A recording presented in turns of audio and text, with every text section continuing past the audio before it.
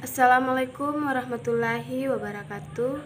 Saya Winda Lestari, Prodi Bimbingan Konseling Islam semester 7 kelas A. Di sini saya akan menjelaskan tahap-tahap bimbingan kelompok, di mana tahap-tahap bimbingan kelompok ini terdiri atas 4 tahap. Yang pertama, tahap pembentukan. Tahap pembentukan merupakan tahap pengenalan diri atau tahap perlibatan diri dan tahap penyerahan diri ke dalam kehidupan suatu kelompok. Pada tahap ini pada umumnya para anggota saling memperkenalkan diri dan juga mengungkapkan tujuan apapun yang harapan-harapan yang ingin dicapai baik oleh masing-masing, sebagian, ataupun seluruh anggota. Memberikan penjelasan tentang kelompok bimbingan sehingga masing-masing anggota akan tahu apa arti dari kelompok bimbingan dan mengapa bimbingan kelompok harus dijelaskan, serta menjelaskan aturan utama yang akan diterapkan dalam bimbingan kelompok ini. Jika ada masalah dalam proses pelaksanaannya, mereka akan mengerti bagaimana cara menyelesaikannya. Terus dalam bimbingan kelompok juga itu disertai dengan asas kerahasiaan, di mana asas kerahasiaan ini juga disampaikan kepada seluruh anggota agar orang lain tidak peduli yang terjadi pada mereka. Terus yang kedua, tahap peralihan, di mana tahap peralihan ini merupakan jembatan merupakan jembatan antara tahap pertama dan ketiga. Ada kalanya jembatan dicapai dengan sangat mudah dan lancar. Artinya di sini para anggota kelompok dapat segera memasuki kegiatan tahap ketiga dengan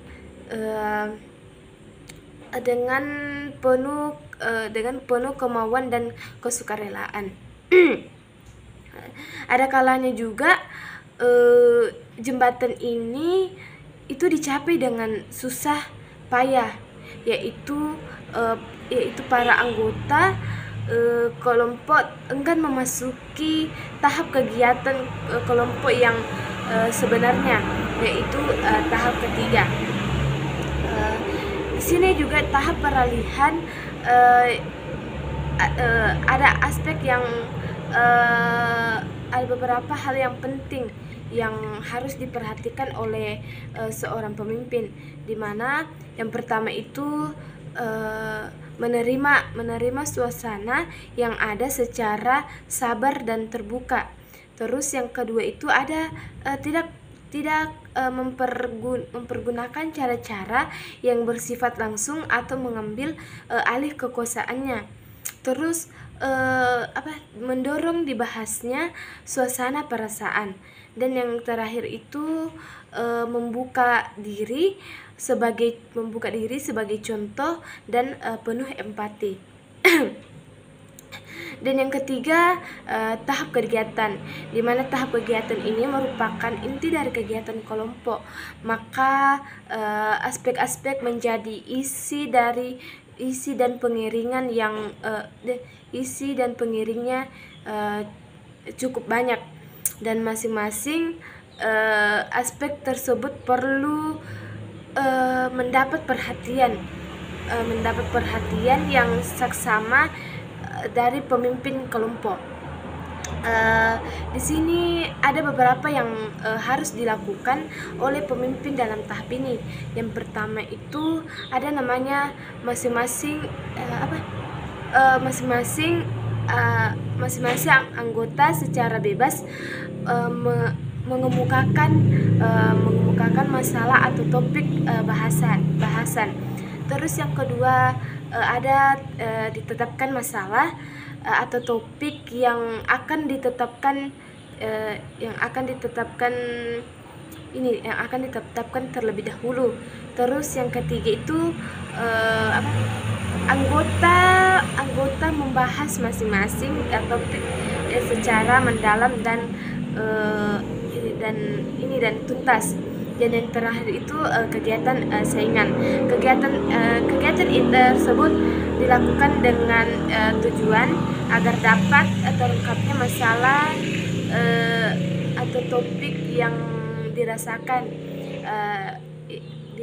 dipikirkan dan dikembangkan oleh anggota kelompok. Selain itu dapat terbahasnya masalah yang dikemukakan secara mendalam dan tuntas. Terus yang terakhir tahap pengakhiran, di mana tahap pengakhiran bimbingan pokok perhatian utama atas perhatian pada beberapa kali itu harus bertemu. Tetapi pada hasil yang telah dicapai oleh itu kegiatan kelompok sebelumnya dan hasil yang dicapai yang mendorong sekelompok itu harus melakukan kegiatan sehingga tujuan bersama tercapai secara penuh. Dan di sini tahap pengakhiran ada beberapa hal yang dilakukan pada tahap ini, yaitu pertama ada namanya pemimpin kelompok mengemukakan bahwa kegiatan akan segera diakhiri. Terus pemimpin dan anggota kelompok mengemukakan kesan dan hasil kegiatan. Terus yang terakhir membahas kegiatan lanjutan yang akan dibahas nanti lagi.